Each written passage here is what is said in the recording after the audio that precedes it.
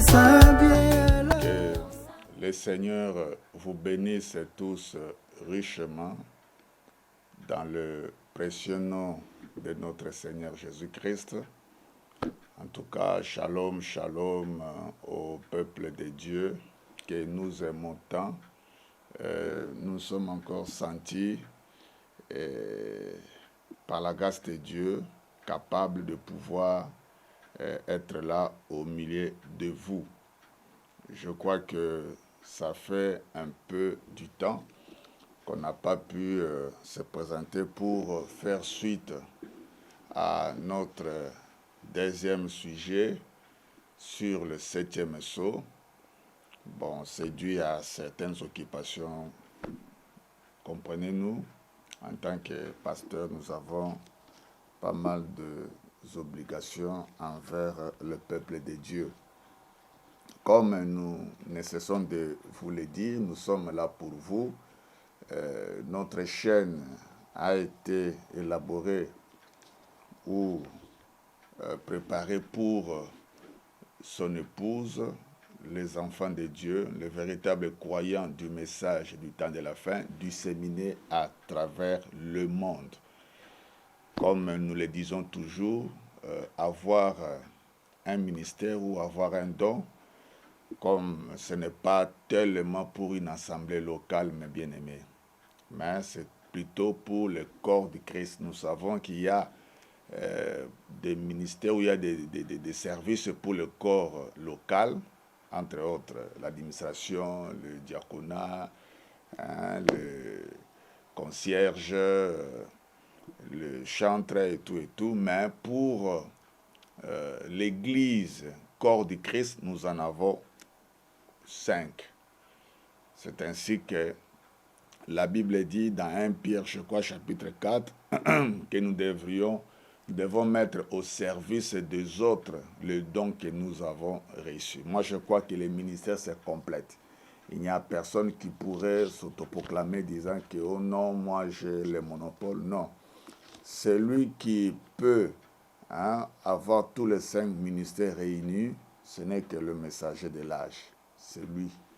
Et nous autres, nous tirons des petites choses de par son ministère. Voilà pourquoi, en tant que ministère ou en tant que don pour la contribution du corps de Christ, nous nous sommes sentis à apporter notre contribution pour ne pas dire ce jour-là par notre Seigneur, mauvais et méchant serviteur, pour avoir gardé mon talent sans pouvoir fructifier cela. Ok? Voilà pourquoi nous sommes là pour vous, mes frères bien-aimés. En tout cas, abonnez-vous massivement, c'est votre chaîne. Comme nous l'avons toujours dit, ici, nous traiterons pas mal de sujets ayant trait aux doctrines du message. Et je crois que ça ne manquerait pas de bénir un élu, un enfant de Dieu véritable. Donc, sentez-vous vraiment bien. Nous ne sommes pas là pour se prétendre avoir tout le monopole de la vérité. Non, non, pas du tout. Mais nous croyons quand même être parmi ceux qui ont été fidèlement enseignés au pied de bande. Voilà pourquoi nous nous sommes sentis apporter notre pierre d'édification dans le corps du Christ. Ok? Alors, nous continuons dans notre sujet sur le 7e sceau. Maintenant, nous sommes dans notre 3e partie du 7e sceau. Vous savez, dans le média, ce n'est pas possible de pouvoir parler de tout au même moment. Il faudrait, petit à petit, en évoluant pour que les enfants de Dieu comprennent mieux la chose. Ça ne sert à rien de donner tout à la fois et pour que vous embrouillez les gens. OK? Alors, nous étions en train de parler sur le 7e sceau. Je crois dans notre première émission, nous avons fini avec Branham à l'appui, montrant aux enfants de Dieu ce que c'est réellement le 7e sceau. Et nous avions compris que le 7e sceau, c'est la fin du temps de toutes choses. Donc, tout prend fin dans cette période-là, appelée le septième sceau. Le septième sceau, c'est le temps ou une période pendant laquelle Dieu met fin à ceci, Dieu met fin à cela, Dieu met fin à ceci. Banam dit, tout se termine sous le septième sceau. Il dit, c'est la fin même des mystères. Vous voyez, Dieu a commencé à être mystère depuis l'éternité. C'est pourquoi nous parlons du mystère caché avant la fondation du monde. Vous voyez? Et dans la dispensation du Père, nous l'avons vu au-dessus de nous comme étant la colonne de feu. Dans la dispensation du Fils, nous le voyons parmi nous, Emmanuel, Dieu avec nous. Et après sa mort, son enterrement, sa résurrection, son ascension, il revient à la Pentecôte sous la forme du Saint-Esprit et se divisant au nombre de 220 plutôt. Et il a continué de cette façon-là. Et dans la dispensation du Saint-Esprit dans laquelle nous sommes, nous le voyons dans des êtres humains. Vous voyez? Mais selon Frère Branham, c'est vraiment au temps de la fin, c'est-à-dire au septième sceau, à la seconde venue, à l'époque de la moisson, que nous voyons ces mystères-là du septième sceau, plutôt ces mystères-là de Dieu prendre fin. C'est là que le Fils de Dieu sont parfaitement révélés, une fois les livres ouverts parfaitement. Vous voyez? Donc c'est vraiment au septième sceau que le mystère prend fin. C'est au septième sceau que la nature qui se débat, toute la création soupire, attend la manifestation du Fils de Dieu. L'arbre soupire, les animaux soupirent, les hommes soupirent, toute la création soupire. Vous voyez, avec les prémices de Dieu, les vrais Fils de Dieu, nous soupirons. Mais une fois au septième sceau, c'est là que tout prend fin. Même la mort prend fin au septième sceau pour céder la place à la vie éternelle par la résurrection de mort. C'est pourquoi Frère Branham dit que la venue du Seigneur est accompagnée d'une résurrection. Vous voyez? Donc, le septième sceau, c'est vraiment la fin du temps de toutes les choses. Amen. Maintenant, le problème s'est posé au niveau de son ouverture. Parce que là où Frère Branham parle de ce que c'est le septième sceau, nous avons vu ça depuis le paragraphe 231 jusqu'au paragraphe, je crois, 237. Maintenant, au paragraphe 238 jusqu'au paragraphe 247, Frère Branham nous montre combien a eu son ouverture, combien s'est passé son ouverture. Vous voyez, Frère Branham dit remarquez ici qu'à son ouverture, c'était tellement important, c'était tellement quelque chose de plus important que cela a eu même à provoquer un silence au ciel d'environ une demi-heure. Et Frère Branham s'en va pour nous illustrer cela, pour nous détailler cela en disant qu'est-ce qui s'était passé, qu'est-ce qui a eu lieu. Parce qu'à chaque ouverture d'un sceau, on voyait une chose entrer en scène ou quelques événements entrer en scène. Par exemple, quand on nous ouvre le premier sceau, on nous révèle par Jean qu'il verra le cavalier montant sur le cheval blanc entrer en scène. Ok? Lorsque l'agneau ouvre le deuxième sceau, on nous révèle la scène en question. Lorsqu'on ouvre le troisième, quatrième, cinquième, lorsqu'on ouvre la cinquième sceau, par exemple, Jean nous révèle que il y avait des âmes sous l'autel qui criaient jusqu'à quand tireras-tu notre vengeance. Quand on ouvre le sixième sceau, nous voyons le jugement s'abattre sur les gens de la terre. Mais lorsqu'on ouvre le septième sceau, on ne nous dit rien du tout ce qui va se passer en ce moment-là. Qu'est-ce qui se passe? Ce n'est pas à dire que le septième sceau, il n'y a rien qui se passe. Non, quelque chose se passe. Mais seulement ici, la chose qui se passe lorsqu'on ouvre le septième sceau, c'est tellement plus importante que tous les autres 6 sceaux.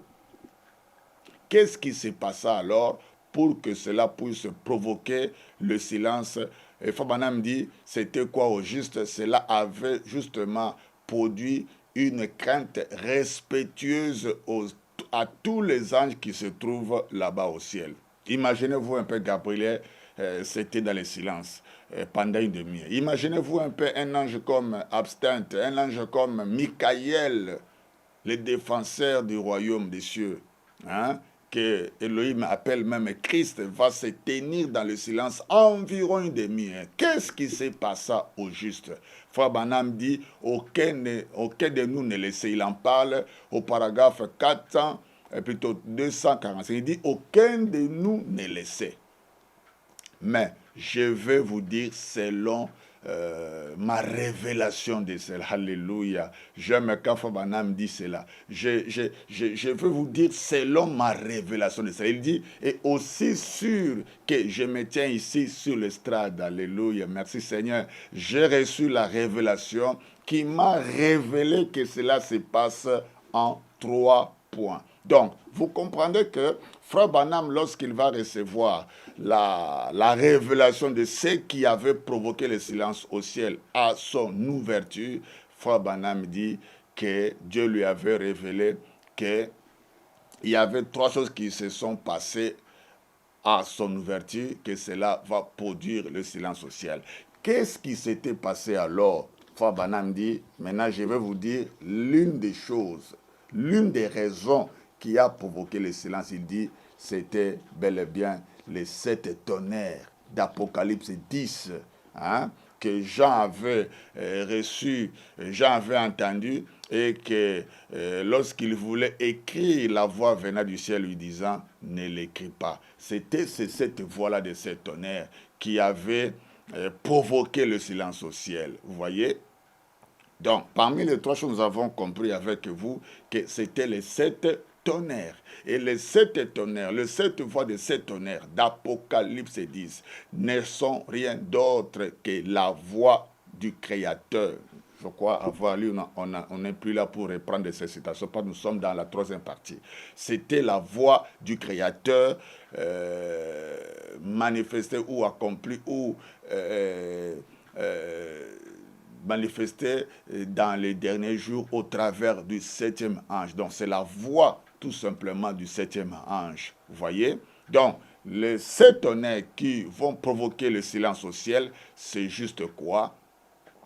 C'est le message de William Branham. C'est le ministère de bande. Donc William Branham, de son vivant, lorsqu'il a porté son message, les gens n'avaient pas compris son message. Et Dieu lui dira de prendre son message et de l'emmagasiner quelque part pour qu'après lui, dans un autre âge, l'âge prévu pour que les gens puissent saisir, comprendre son message, c'est alors que les gens pourraient comprendre son message. Et lorsque maintenant ces choses-là seront apportées dans l'autre âge, au temps du 7e sceau, voilà des choses qui vont provoquer le silence. Donc, le 7e sceau, quand ça s'ouvre avec le grondement des 7 tonnerres. Voilà l'une des choses qui va provoquer le silence au ciel.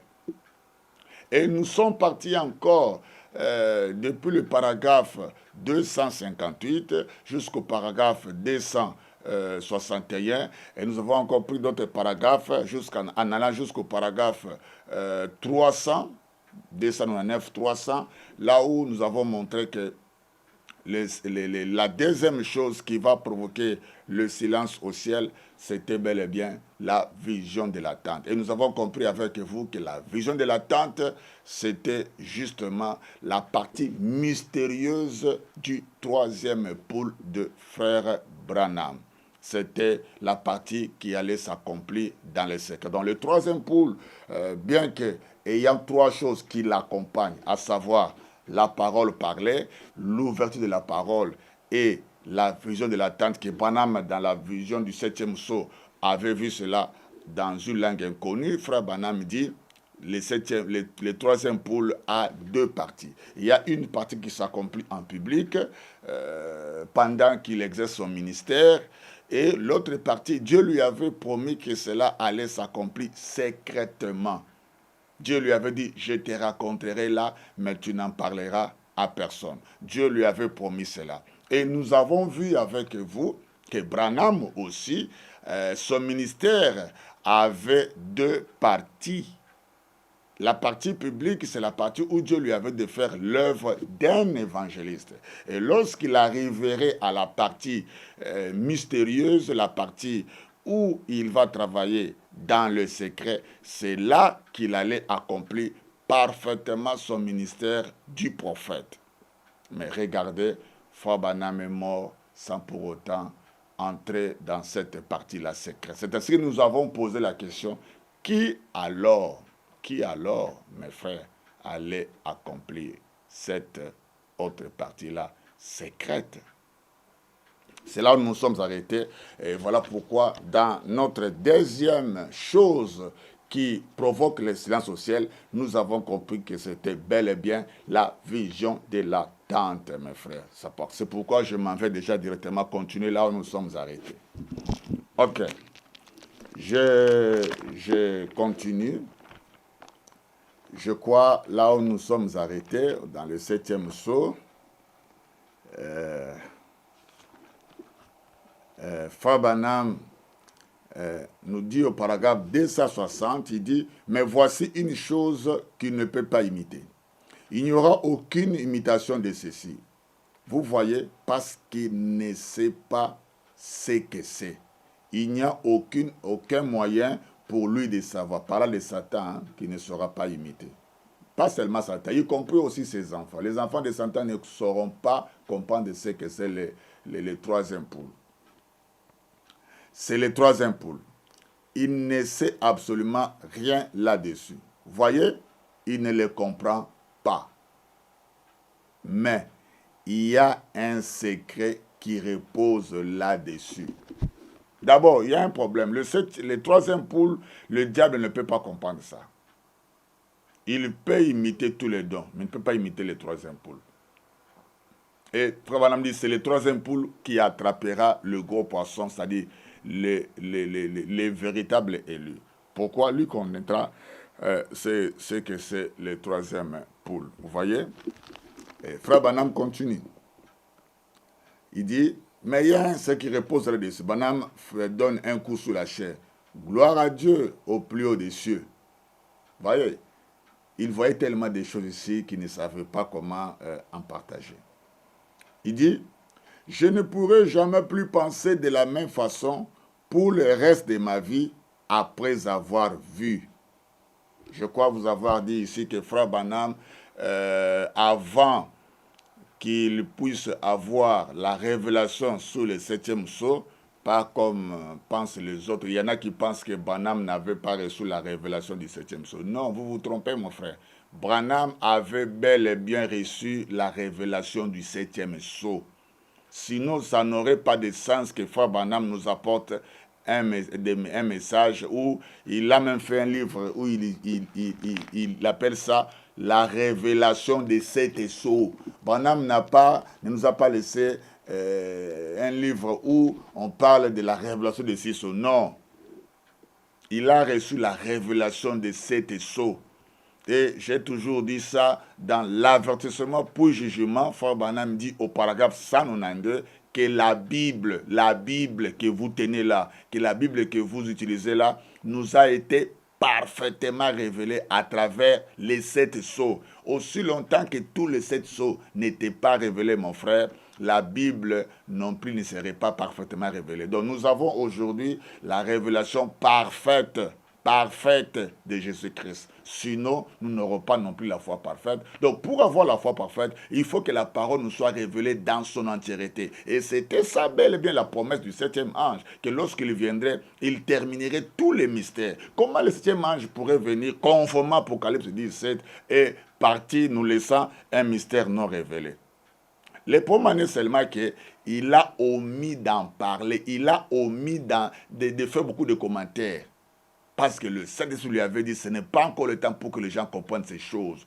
Pour ce qui concerne le 7e sceau, prends ça, mets un peu ici, mets un peu là-bas. Lorsque le temps viendrait, les gens vont écouter ta voix. C'est à partir de ta voix que le Saint-Esprit viendra révéler à ses enfants. Mais toi, n'essaye pas d'expliquer ça beaucoup. Sinon, le diable aurait commis des dégâts. C'est ainsi que Branham est parti, il n'a pas fait beaucoup de commentaires. Il a parlé du 7e sceau. Il a montré que le 7e sceau, c'est la venue du Seigneur. le septième sceau, c'est une période de temps où s'accomplit des événements importants. S'il n'avait pas révélé cela, comment moi je sais que le septième sceau s'accomplit par le ministère des bandes ainsi que la vision de l'attente? J'ai voulu ça ici. Il dit, j'ai reçu la révélation. Et cette révélation m'a donné la compréhension, m'a révélé que le septième sceau s'accomplit en 3 points. Vous voyez?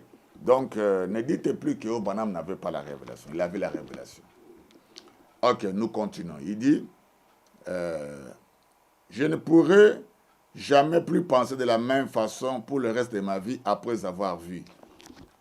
Branham, avant qu'il ait la révélation du septième sceau, il avait une pensée sur la vision de l'attente. Parce que Dieu lui avait dit, je te raconterai là et tu n'en parleras à personne. Mais c'est plutôt lorsqu'il va recevoir cette révélation du septième sceau et l'une des révélations du septième sceau, de l'ouverture du septième sceau, va lui montrer que la vision de l'attente fait partie des points qui a provoqué le silence au ciel. Et ça ne va pas s'accomplir avec toi. C'est ainsi que Branham dit, il dit, je ne pourrai jamais plus penser de la même façon pour le reste de ma vie, après avoir vu. Or, je ne sais pas ce que... Je connais la prochaine étape là, mais je ne sais pas comment l'interpréter. Ça ne va pas tarder. Voici ce que j'ai noté quand c'est arrivé. Si vous pouvez le voir là, arrêtez. Donc, quand Frère Branham a vu l'autre partie là concernant la vision de l'attente dans la révélation du septième sceau, Frère Branham a été vraiment étonné. Parce que Dieu va lui dire, arrêtez.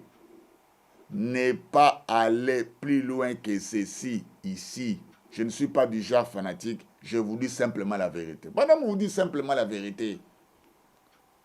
Mais pourquoi les gens continuent toujours à spéculer autour du ministère de Frère Branham? Alors que Dieu lui a même dit, arrêtez-vous ici.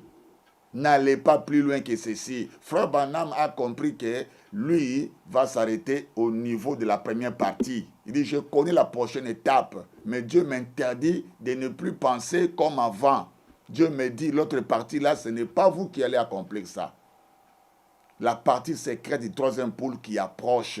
Voilà la chose qui avait provoqué le silence social, comme Frère Branham le dit lui-même ici. Au paragraphe 299, je prends quelque part.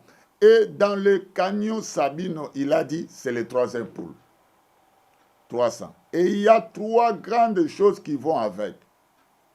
L'une d'elles a été dévoilée aujourd'hui ou hier.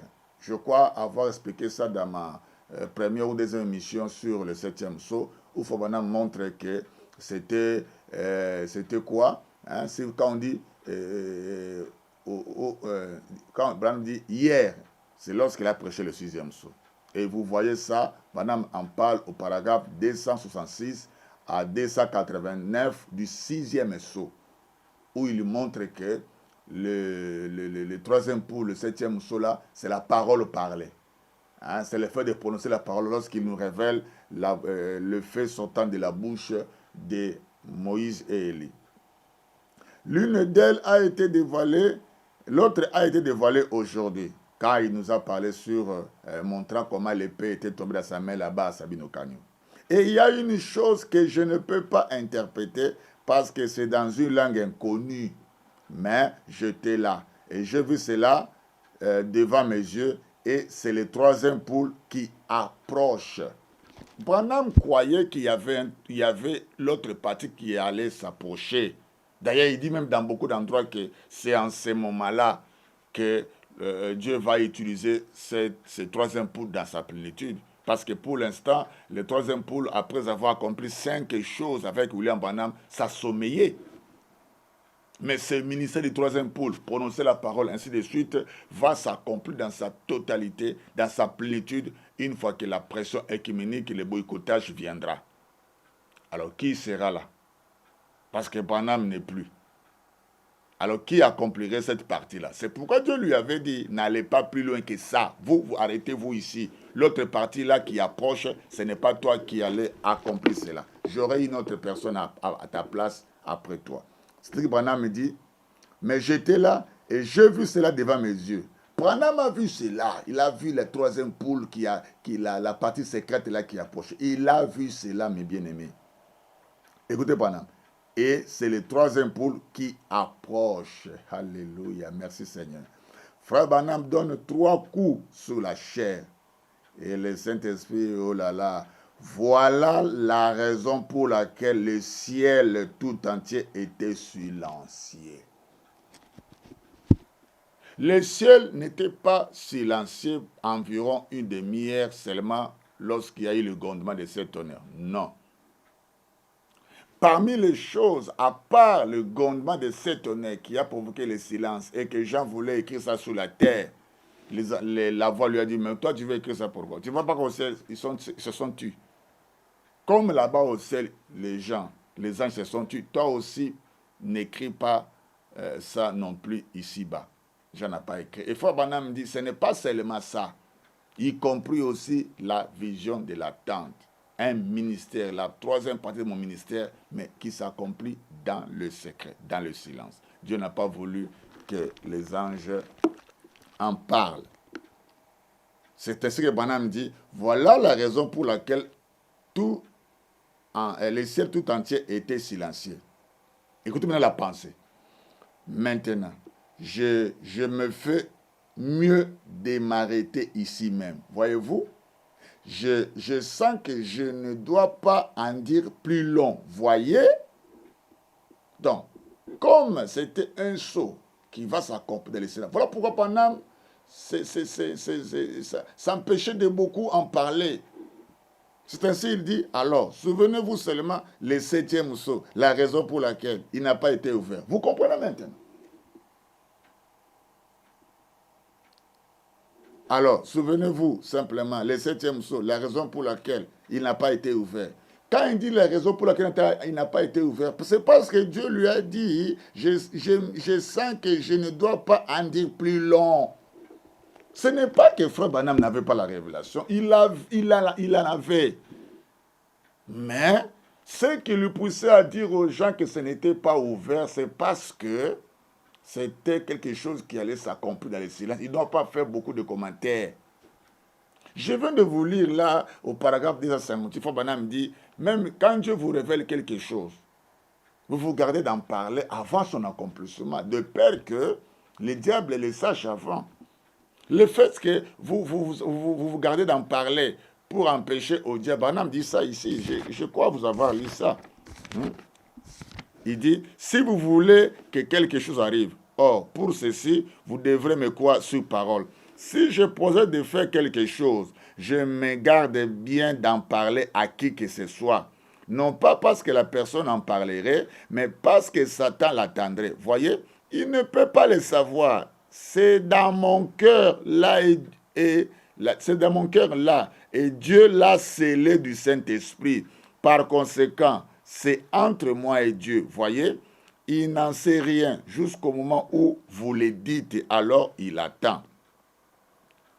Et j'ai essayé. J'ai dit à des gens que je veux faire telle et telle chose. Et regardez le diable qui cherche par tous les moyens à me dévancer. Vous voyez, à me couper l'herbe sous les pieds. Mais si Dieu me donne la révélation et que je n'en parle pas du tout, là c'est différent.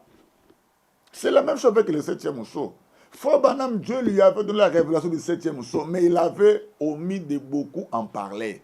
C'est ainsi, quand il est devant, ce n'est pas ouvert. Mais il en parlait de façon codée. Vous voyez? C'est ainsi que vous voyez les gens qui disent, oh, ce n'est pas révélé, ce n'est pas révélé. D'autres vont même plus loin, vite en besogne, pour dire que ça sera révélé après l'enlèvement dans l'âge des Juifs. Vous voyez? Vous voyez? Je continue. Ok. Maintenant, nous avons compris avec vous que le 7e saut, c'est la partie qui... il y a le 7e saut, plutôt, le 3e poule, qui est la partie secrète qui s'accomplit. dans le secret, Frère Branham dit, Dieu lui avait dit de s'arrêter par là. Ce n'est pas lui qui allait accomplir cela, mais c'est quelque chose qui allait s'accomplir après lui. Mais seulement, il avait omis d'en parler. Vous voyez, c'est ce qu'il dit même ici, au paragraphe 323. Il dit, or, les grands secrets qui reposent sous ces sceaux, je ne sais pas ce que c'est. Vous comprenez maintenant dans le contexte où il parlait? Je ne le sais pas. Je n'ai pas réussi à les déchiffrer. Écoutez, je n'ai pas réussi à savoir précisément ce qui était dit. Oh, mais tu ne sais pas ce qui était dit. Mais pourquoi tu dis que c'est la venue du Seigneur? Comprenez le langage des frères Branham. Lui qui ne sait pas exactement ce que c'était, mais pourquoi il nous dit que c'était la venue du Seigneur? Vous voyez maintenant? Je n'ai pas réussi à savoir précisément ce qui était dit. Mais je sais que c'est cet étonné qui se sont fait entendre coup sur coup, qui ont simplement tenu à cette reprise. Et cela s'est déployé pour montrer autre chose que j'ai vu. Alors quand j'ai vu cela, j'ai cherché l'interprétation, c'est passé à toute vitesse là. Mais je n'ai pas réussi à les déchiffrer. C'est tout à fait vrai. Voyez, ce n'est pas encore tout à fait l'air pour cela. Donc la raison pour laquelle il nous dit qu'il ne sait pas ce que c'est parce que ce n'est pas encore tout à fait l'air pour cela. Écoutez, 324. Mais nous entrons dans ce cycle, dans les cycles là. Voyez-vous, c'est pour bientôt. Alors, la chose à faire, c'est de vous rappeler que je vous parle au nom du Seigneur. Tenez-vous prêts, car vous ne savez pas à quel moment quelque chose peut arriver. Donc, Frère Branham savait que le 7e sceau, la raison pour laquelle ce n'était pas encore ouvert dès son vivant, c'est parce que ce n'était pas encore accompli. Ça va s'ouvrir lors de son accomplissement après lui. C'est pourquoi il dit clair ici, tenez-vous prêts, car vous ne savez pas à quel moment quelque chose peut arriver. Je saute, je dis au paragraphe 326, il dit, je vous dis seulement ce que j'ai vu et ce qui m'a été dit. Branham n'a pas seulement vu, mais il y a des choses qui lui ont été aussi dites à propos du 7e sceau. Et maintenant, vous faites ce que vous voudrez. Écoutez, je ne sais pas qui va... Comprenez? Je ne sais pas qui va... Il retient des paroles. Je ne sais pas qui va... Il voulait parler de quelqu'un. Je ne sais pas qui va... Il retient des paroles, il continue, il dit ce qui va se passer. Je ne sais pas. Oh. Mais toi, comment tu ne sais pas ce qui va se passer? Mais tu nous dis quand même que je ne sais pas qui... Je ne sais pas. Tout ce que je sais, c'est que les 7 tonnerres retiennent ces mystères. Alléluia.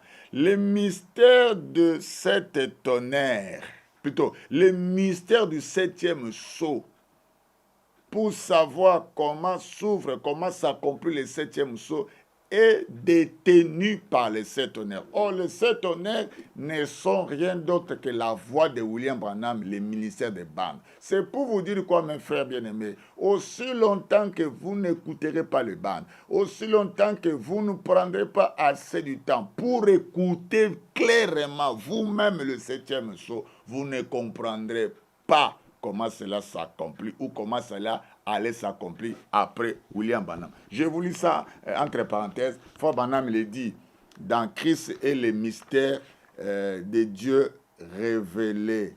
Il est dit ça ici.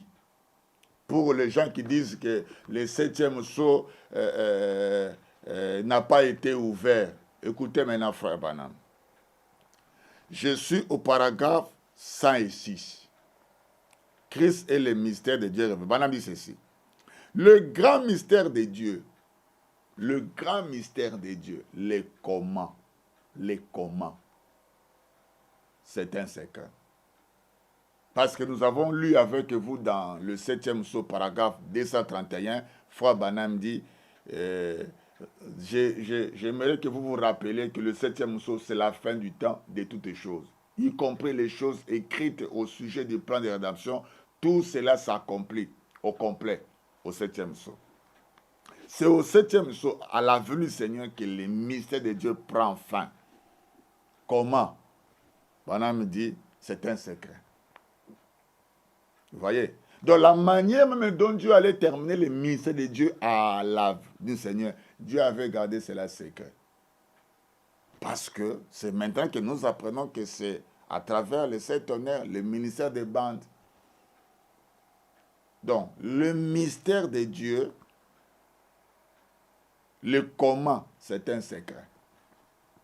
Vous voyez? Voilà encore une écriture qui approuve à suffisance que quand bien même William Branham, dès son vivant, nous avait terminé le mystère, mais Dieu avait de nouveau fermé cela. Il avait de nouveau fermé cela. En attendant au temps du 7e psaume, en attendant à la venue du Seigneur, pour que Dieu vienne parfaitement nous révéler cela. C'est vrai, William Branham nous avait révélé les mystères, il a révélé tous les mystères. Mais qu'au jour de la voix du 7e ange, lorsqu'il sonnerait de la trompette, il y a des choses. Mais qu'au jour de la voix, 1, du 7e ange, 2, lorsqu'il sonnerait de la trompette, les mystères de Dieu s'accompliraient. Et dans l'esprit de Branham dit, son message et son ministère terminent les mystères de Dieu. Mais nous avons su que les ministères de Frère Branham, le ministère de Frère Branham a terminé pendant qu'il était vivant. Bien que pendant qu'il était vivant, il avait pu terminer. Il a terminé ça. Les gens n'avaient pas toujours compris parce que ce n'était pas encore le temps. Et Dieu lui avait dit, garde ça secret, garde ça, magasine ça. Après toi, ta voix. C'est ainsi que Branham dit ici, les grands mystères de Dieu, les comment, c'est un secret. Les grands mystères de Dieu, le comment, c'est un secret. Il a gardé cela secret. Personne n'en a rien su. Même les anges ne l'ont pas compris. Voyez, il ne l'a pas révélé. C'est pour ça que sous notre 7e mystère, quand le 7e sceau a été ouvert, il y a eu un silence. Jésus, quand il était sur terre, on a voulu savoir quand il viendrait. Il a dit, ce n'est pas, même le Fils lui-même ne sait pas quand ça va arriver. Voyez, Dieu garde cela pour lui seul. C'est un secret. C'est pour ça qu'il y a eu dans le ciel un silence d'une demi-heure. 7 tonnerres ont fait entendre leur voix et il a même été défendu à Jean d'écrire cela. Voyez la venue du Seigneur. Donc, le secret du 7e sceau, le secret de l'accomplissement du 7e sceau est gardé par les 7 tonnerres. Quoi? La venue du Seigneur. Ce sont les 7 tonnerres qui nous révèlent que le 7e sceau, c'est la venue du Seigneur. Ça, c'est une chose qu'il n'a pas encore révélée. Écoutez, comment il viendra et quand il viendra. Et heureusement qu'il ne le révèle pas. Branham dit non, non. Il a montré ou révélé dans tous les types contenus dans la Bible. Il a révélé, il a montré dans tous les types contenus dans la Bible. Le 7e sceau est révélé dans tous les types. Prenez n'importe quel type, un jour nous en parlerons. Prenez n'importe quel type de la Bible, vous verrez le 7e sceau là-bas. Vous verrez la venue du Seigneur. Prenez n'importe quel type. Par exemple, si je pense à le type d'Élie et Élisée, vous ne voyez pas la préparation et la venue. Élie typifie la préparation, Jean-Baptiste. Élisée typifie la venue du Seigneur. Vous ne voyez pas ça. Vous ne voyez pas ça. Élie typifie Jean-Baptiste. Élisée typifie la venue du Seigneur. Jésus. Mais c'est clair, non? Même Jean et Jésus étaient les derniers types de l'Ancien Testament. Comme Jean-Baptiste. Vous ne voyez pas. Même si vous prenez le type de Zorobabel, il y a des parties. Il y a la partie du fondement qui pose la pierre angulaire. Il y a la partie qui pose la pierre de fête. Il y a la partie qui commence et la partie qui achève. Zorobabel a des types. Une partie de la préparation, l'autre partie de la venue du Seigneur. Parce que la pierre de fête est posée à la venue du Seigneur au milieu des acclamations. Il y a plein à dire là-dedans. Prenez n'importe quel type. Prenez le type de Moïse. Moïse fait sortir les gens, Josué fait entrer les gens. La venue du Seigneur est révélée dans tous les types. Et c'est ça, lorsqu'il y a l'ouverture des sceaux, vous comprenez tous les types. C'est là où Fobanam dit que c'est ici où les énigmes, les paraboles, tout a été révélé. Branham ne pouvait pas partir sans pour autant terminer tous ces mystères, en commençant par les zodiacs. Vous n'avez pas vu quand nous avons eu des émissions en rapport avec les zodiacs. Branham nous montre qu'il y a le cancer, il y a les lions. Alléluia. Dans tous les types, malheureusement, nous avons un bon nombre de frères. Ils veulent faire dire à ça la même chose.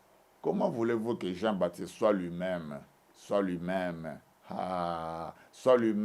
la préparation, soit lui-même Jésus? Alors que l'ange à la rivière où il avait dit, toi, Branham, tu es comme Jean-Baptiste. Si Branham est comme Jean-Baptiste, comment voulez-vous qu'il soit encore Jésus-Christ? C'est en sérieux, non? C'est en sérieux. La venue du Seigneur est révélée dans tous les types. Si dans le type de Jean-Baptiste, il y a eu Jean-Baptiste et il y a eu un Jésus, ici aussi, dans l'antitype, on doit aussi voir un Jean-Baptiste et un Jésus-Christ. Nous arriverons. Ne vous en faites pas. Vous voyez? Alors, je prends une autre paragraphe.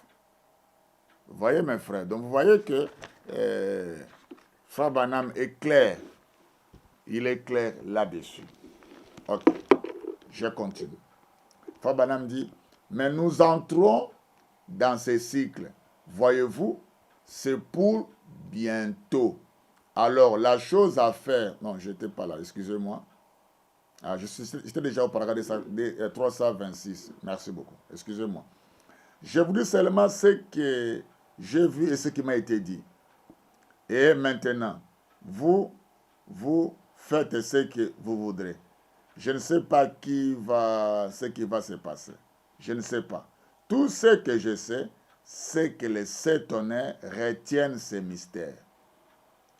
Vous voyez? C'est les 7 tonnerres, la voix de William Branham, qui nous révèle ce que c'est le 7e sceau lors de son accomplissement. Voilà pourquoi il faudrait qu'il y ait le ministère des bandes pour comprendre ces choses. Vous voyez? Tout ce que je sais, c'est que les 7 mystères retiennent ces mystères. Le ciel était silencieux. Tout le monde a compris. L'assemblée dit Amen. L'assemblée n'avait rien compris. Ils ont seulement dit Amen par complaisance. Écoutez. Tout le monde a compris, l'assemblée dit Amen. Il se peut que ce soit le moment. Alléluia. Alléluia. Merci Seigneur. Il se peut que ce soit le moment. Il se peut que quoi? Il se peut que ce 7e sceau ici, ce secret ici,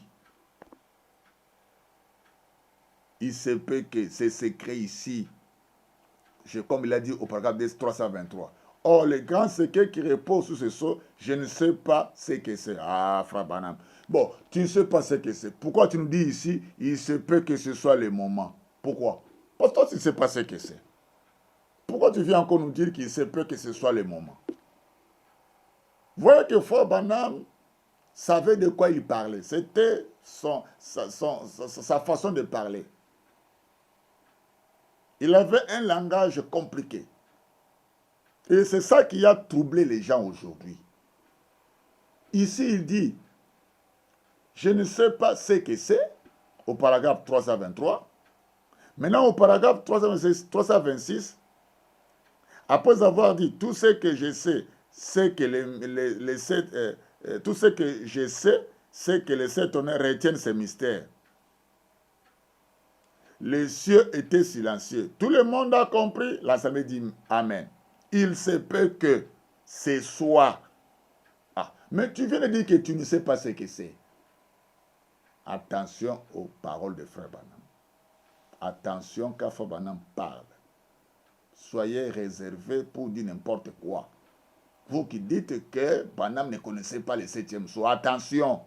Attention, je vous dis attention. Maintenant, il dit, si vous allez dire quoi? Maintenant, lui-même qui dit que je ne sais pas ce que c'est, ici, il dit, il revient, il vous dit, il se peut que ce soit le moment. Il se peut que ce soit maintenant l'heure où cette personne remarquable dont nous entendons l'entrée en scène pourrait bien entrer en scène. Parce que Dieu lui avait dit, la partie là mystérieuse ne te concerne pas. Branham dit, je ne veux plus penser, je ne penserai plus de la même façon après avoir vu. Donc, Frère Branham avait compris que, donc je pensais que ça serait moi avec qui Dieu accomplirait cette partie dans le secret. Maintenant, Dieu vient m'éclairer. Parce que la révélation, la parole est révélée progressivement. C'est comme par exemple quand vous lisez la Bible. Dieu dit à Adam, la sémence de la femme viendra. Mais plus le temps avance, Dieu revient. Il a seulement dit à Adam, la sémence de la femme. Mais regardez, cette sémence de la femme-là, Dieu viendra encore donner une autre précision que ça serait à travers la sémence, à travers Abraham, à travers la postérité d'Abraham. Mais Abraham avait beaucoup d'enfants. Ne voyez-vous pas aujourd'hui, même les musulmans, les arabes réclament de ça. Abraham avait Ismaël. Ismaël aussi, c'est la descendance d'Abraham, c'est la postérité d'Abraham. Mais Dieu vient préciser que c'est par Isaac. La précision ne fait que s'ajouter.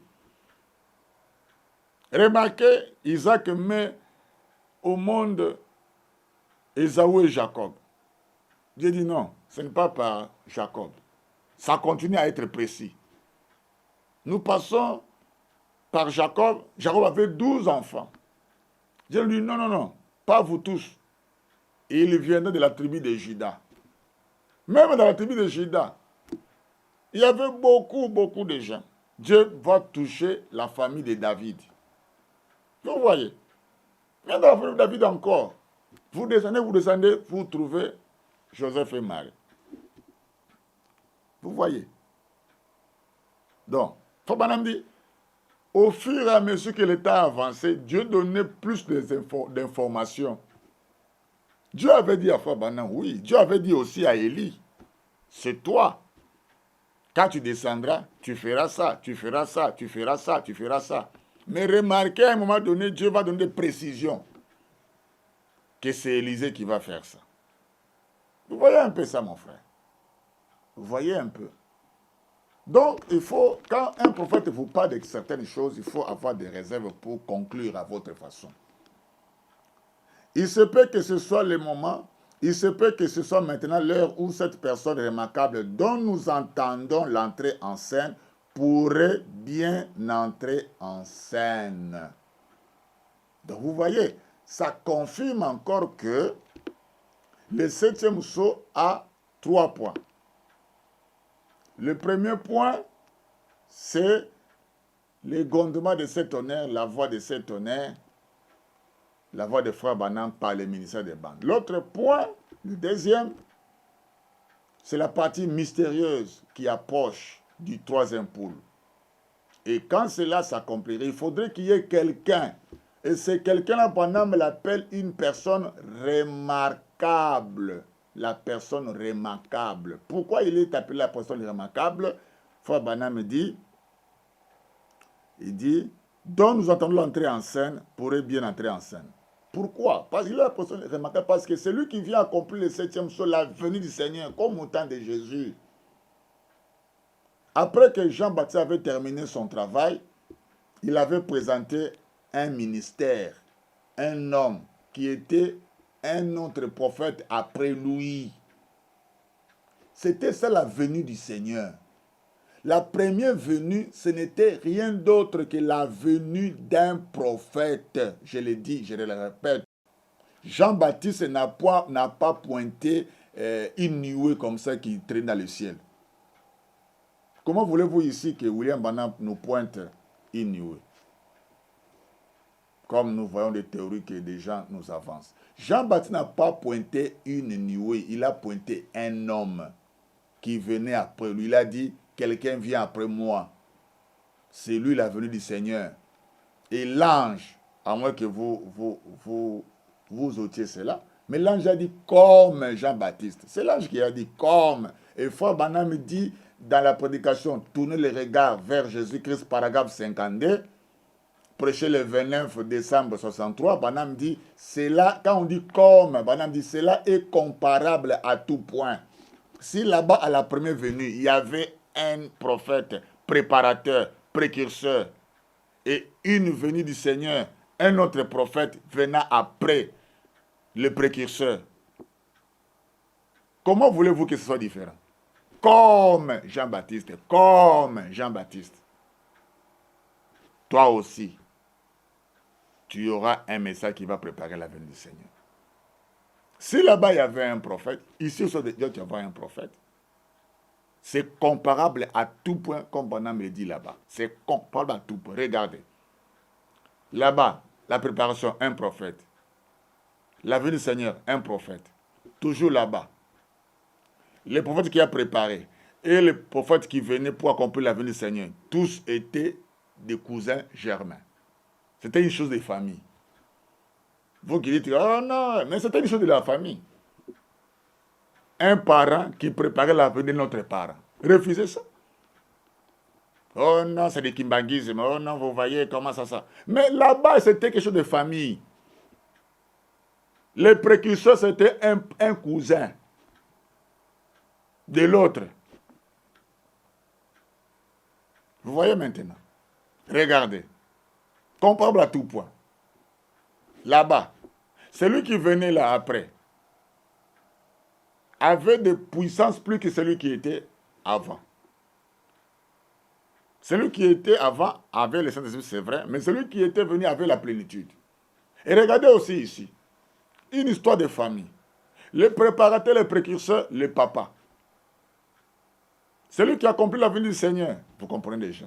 Je ne suis pas encore là, vous comprenez déjà. Doit lui dépasser en onction.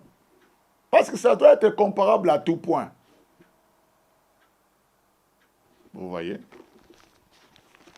Écoutez. Peut-être que 327. Peut-être que ce ministère que j'ai exercé en essayant de ramener les gens à la parole a posé un fondement. Et si c'est le cas, je vous quitterai pour de bon. Nous ne serons pas deux ici en même temps. Voyez, si c'est le cas, lui va croître. Moi, je vais diminuer. Je ne sais pas. Mais vous ne voyez pas que Branham utilise les mêmes paroles qu'avait utilisé Jean-Baptiste. Devant qui Jean-Baptiste avait diminué.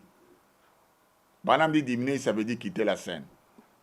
Mais c'était devant les prophètes qui accomplissaient la première venue. Et Frère Branham, faisant allusion aux paroles que l'ange lui avait dit à 63 sous la rivière Oyo, il comprend que lui aussi, comme Jean-Baptiste, à un moment donné, il va quitter la scène pour céder la place aux prophètes qui viendraient accomplir la venue du Seigneur, c'est-à-dire le 7e sceau. Donc, le 7e sceau, c'est la venue du Seigneur qui s'accomplit par l'entrée en scène d'un prophète, devant lequel Branham, comme Jean-Baptiste, allait diminuer. Je vous lis, frère Branham. Voilà pourquoi Branham ne voulait pas beaucoup en parler, parce qu'il savait de qui il s'agissait. Il savait qui allait accomplir cette portion de la parole. Branham le savait bien. Mais Dieu m'a accordé le privilège de regarder et de voir ce que c'était. Voyez-vous, de voir cette partie-là se dérouler. Or, ça, c'est la vérité. Donc, Frère Branham connaissait, savait que après lui, il y aura quelqu'un. Lorsqu'il viendra, c'est quelqu'un-là accomplirait la venue du Seigneur.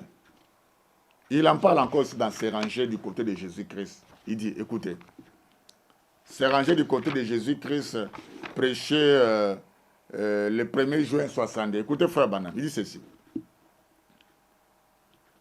Paragraphe 35. Eh bien, si je pensais qu'il existait une dénomination ou n'importe quel autre groupe de croyants qui possédait quelque chose de mieux que ce que nous avons ici, frère, je voudrais que ce petit corps ici se fusionne avec celui-là au plus vite. J'ai entendu, donc comme Jean-Baptiste il dit, j'ai entendu, j'ai désiré ardemment, j'ai éprouvé un grand sentiment d'attente et cru que quelqu'un d'extraordinaire, c'est pourquoi là-bas, dans le 7e psaume, il lui appelle la personne remarquable. Vous qui prétendez être cette personne-là, comment vous ne croyez pas que c'est vous qui accomplissez la seconde venue? Vous êtes le premier à faire des déclarations, je prends la relève, je prends la relève, je prends la relève. Mais lorsque maintenant il s'agit d'assumer les conséquences de la personne qui prend la relève, vous dites, oh non, la venue n'a pas encore eu lieu. Comment tu peux à la fois connaître qui tu es et ne pas savoir ce que tu as accompli? Vous voyez? Ça, c'est être tout simplement un charlatan. Vous ne maîtrisez pas vos... Comment vous ne pouvez pas maîtriser votre propre ministère? Le temps, le message, ainsi de suite. Et d'ailleurs, même ici, il doit être un prophète. Toi, tu es prophète. Toi, tu peux être prophète plus que Branham. C'est ça avec des histoires-là. C'est ça avec des histoires-là. C'est ça avec vos histoires. J'ai entendu, j'ai désiré ardemment, j'ai éprouvé un grand sentiment d'attente et cru que quelqu'un d'extraordinaire, une personne remarquable. Donc, quand on dit une personne remarquable, il est remarqué partout. Qui vous remarque vraiment? Vous pensez avec votre petit ministère dans un coin, dans un contrée là, c'est ça être remarquable. Quand on dit être remarquable, dites-moi, qui est la personne actuellement pour qui on parle beaucoup? Rien que ça. Rien que pour ce qui est d'être remarqué. Est-ce que vous êtes remarqué à travers le monde? En Singapour, on vous connaît. Au fin fond là-bas, au Mexique, à l'Amérique du Sud, là-bas, au Mexique, là, je crois, au Mexique, là, au fin fond là-bas. Tu es connu là-bas. Il y a quelqu'un qui est connu actuellement à travers le monde, même s'il n'en parle pas. Tout le monde parle de lui. Toi, on parle de toi partout. Ah, c'est quoi? Écoutez,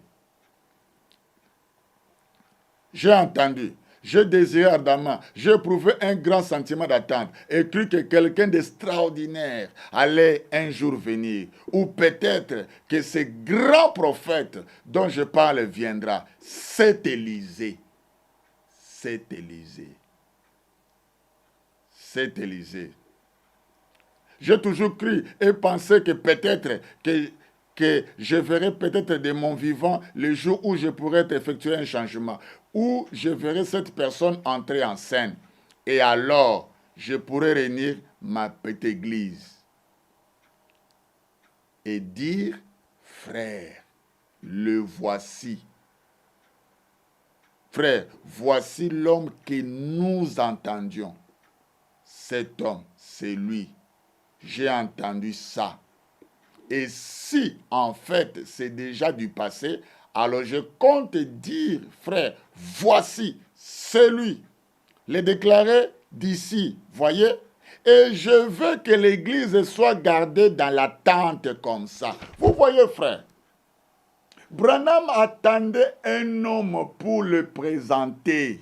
Le voici exactement comme avait fait Jean-Baptiste.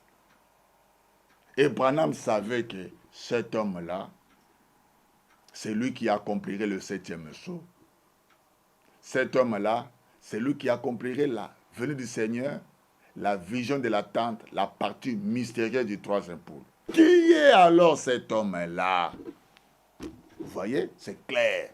Vous voyez que c'est clair que le 7e sceau s'accomplit pas seulement avec le ministère des bandes, mais le 7e sceau s'accomplit aussi. Donc, la venue du Seigneur ne s'accomplit pas seulement avec le ministère des bandes, mais cela s'accomplit aussi avec l'entrée en scène d'un prophète, un grand prophète qui doit entrer en scène après William Branham pour accomplir la venue du Seigneur. Mais c'est qui alors? Je crois que nous allons voir ça. Bon, je voulais vraiment vous présenter ça dans la 3e mission, je crois la 4e mission. Là, nous allons maintenant vous présenter de qui il s'agit. Pour le reste, portez-vous bien. Que Dieu vous bénisse.